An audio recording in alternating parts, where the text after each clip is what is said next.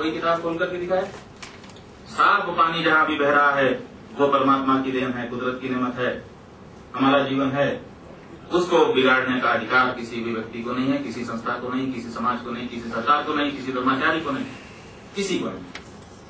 और जो भी नाले गिराए जा रहे हैं उनको तत्काल अगर कोई व्यवस्था की जाती है तो उनको करना चाहिए।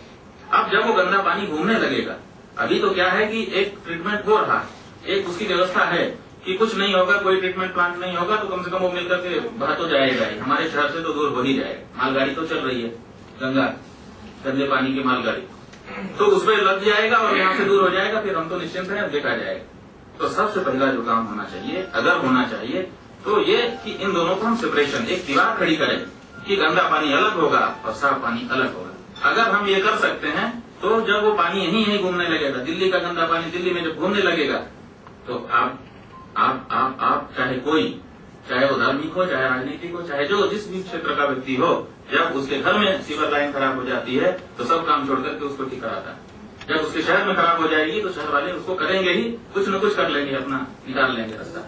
लेकिन जब तक ये सेपरेशन नहीं होता है, एक दीवार वहां पर खड़ी नहीं होती है, तब तक ये नहीं होगा, कितना भी विचार कर लीजिए।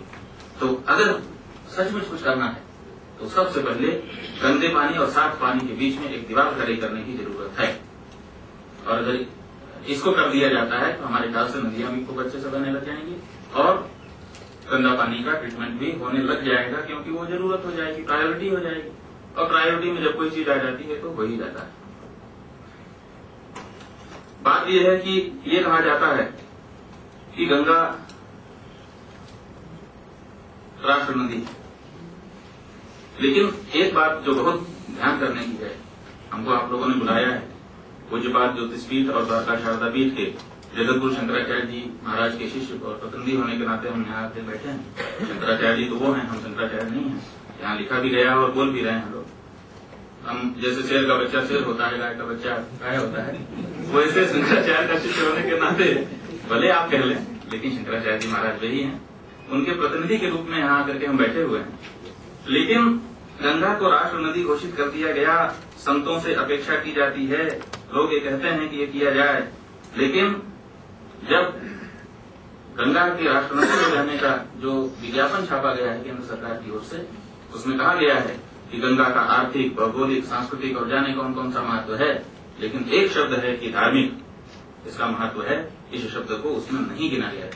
जो नोटिफिकेशन जारी किया गया है उसमें भी कहीं से ये शब्द नहीं है, जबकि इस देश में या जहां भी गंगा की बात है, अगर देश के बाहर भी हम उस देश के वासी हैं जिस देश में गंगा बहती है, कह देने मात्र से भारत का बोध हो जाता है। अगर गंगा वहां तक गई है तो वो किसी और कारण से नहीं गई है, वो गई है धार्मिक पुराणों के अंदर उसका उल्लेख होने के कारण।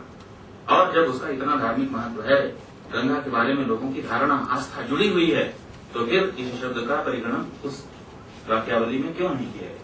वो किया जाना चाहिए, क्योंकि वो जब होगा तब उसका सही स्वरूप सामने निकल करके आएगा। और धार्मिक महत्व का मतलब ये थोड़े है कि केवल एक धर्म का, सभी धर्मों में गंगा का महत्व बताया गया है और सब हम लोगों के पास समान है। और धार्मिक आस्था एक ऐसी चीज है कि आप उसका खूब विरोध करिए, कर सकते हैं, लेकिन उसको किसी भी जनजीवन से हटा नहीं सकते। कोई ना हटा सका है, ना हटा सकेगा, क्योंकि उसी से जीवन नियंत्रित होता है। तो दूसरी बात यह है कि हम लोग ये कहते हैं